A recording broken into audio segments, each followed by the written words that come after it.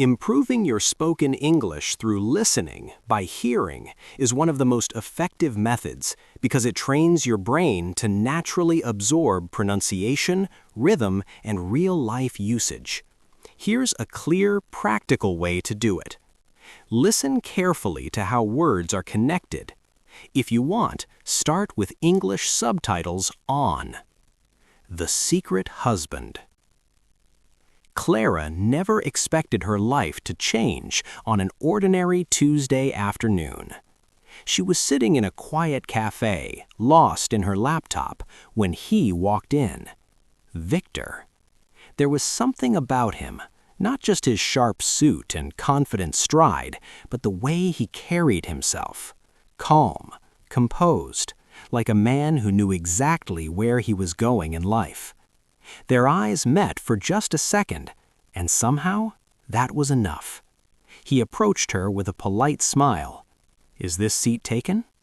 It wasn't, and that simple question turned into a conversation that lasted hours. Victor was everything Clara didn't know she was looking for. He was thoughtful, intelligent, mysterious in a way that made her want to know more, and before she realized it, she was falling for him, fast. Their relationship began like a dream. Late-night conversations, quiet dinners, stolen moments that felt more meaningful because they were unexpected. But there was one thing, one rule. Victor looked at her seriously one evening and said, "There's something you need to understand. Our relationship has to remain private." Clara frowned slightly. Private? No social media, no introductions to friends or family, no public displays, he explained calmly. It felt strange, but love has a way of making unusual things feel acceptable. "Okay," she said softly, because she didn't want to lose him. Weeks turned into months, and the secrecy became heavier. Victor would disappear for days without explanation. He avoided certain places. He never let her visit his home.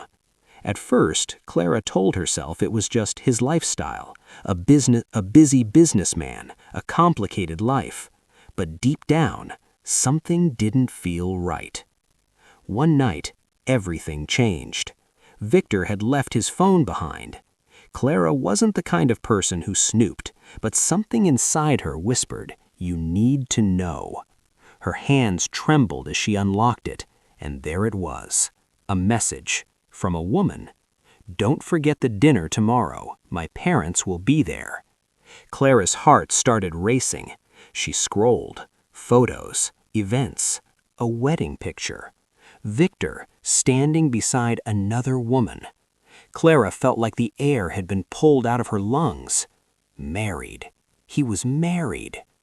When Victor returned, he knew immediately. She was standing there, phone in hand, tears in her eyes. "You're married?" asked Clara, her voice barely holding together. There was no denial, no excuses, just silence. Finally, Victor spoke. "Yes," he said quietly. That word shattered everything. "How could you do this to me?" Clara cried. "I didn't lie about loving you," he said, stepping closer. "That doesn't matter," she snapped. "You have a wife."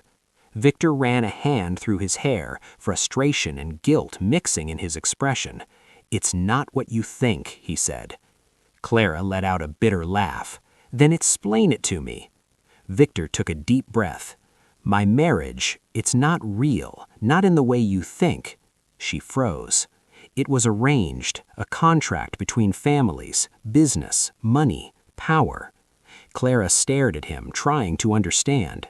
"We live separate lives. We don't love each other. We barely even speak outside of obligations."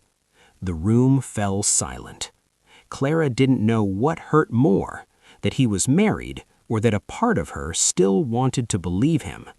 "So what am I?" she asked quietly. Victor looked at her, his voice softer now. "You're the only real thing in my life."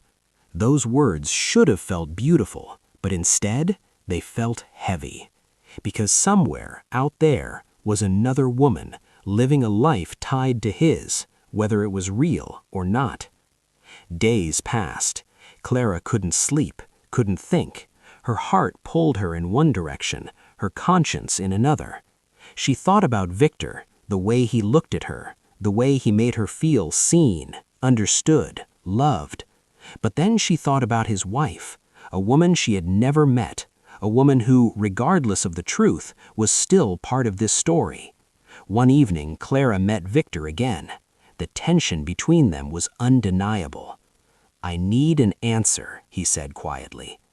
Clara looked at him, really looked at him. "I love you," she admitted.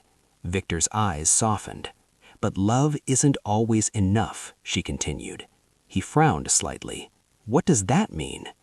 "It means I can't be part of something that hurts someone else," she said, her voice steady but emotional. "She's not being hurt," he insisted. "You don't know that, and even if she isn't now, what about later?" Victor was silent. Clara took a deep breath. "I don't want to be a secret," she said, "and I don't want to be the reason someone else's life falls apart." For the first time, Victor had no answer. Tears filled Clara's eyes as she stepped back. "This is where I choose myself," she whispered, and just like that, she walked away. Victor stood there watching her leave. For the first time in his life, he realized that love wasn't something you could hide or control or keep in the shadows. Weeks later, Clara sat in the same cafe where they first met, the same table, the same quiet afternoon. But she was different now, stronger, wiser, because sometimes the hardest choice in love is choosing what's right over what feels right. And sometimes walking away from the person you love is the only way to truly respect yourself. Clara never saw Victor again, but she carried the lesson with her forever. Love should never have to live in secret, and if it does, it's not the kind of love meant to last.